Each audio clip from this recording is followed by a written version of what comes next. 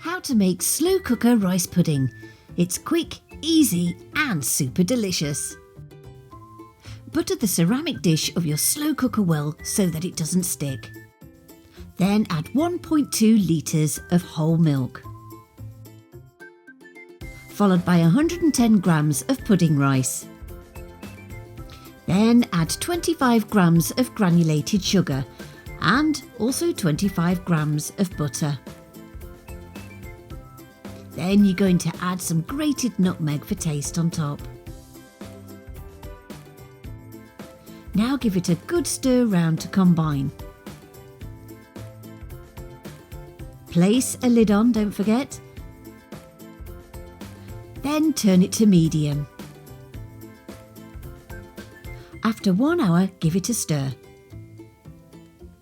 And after 2 hours, give it a further stir. After 3 hours, you can see that it's starting to be ready.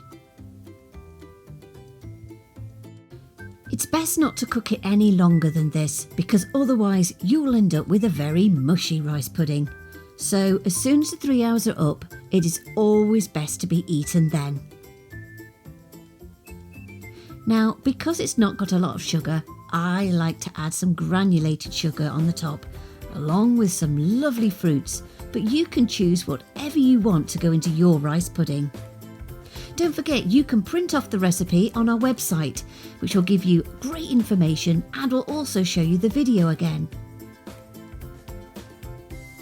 You can also get all the nutritional facts on this recipe. Go to www.cookingwithemily.co.uk.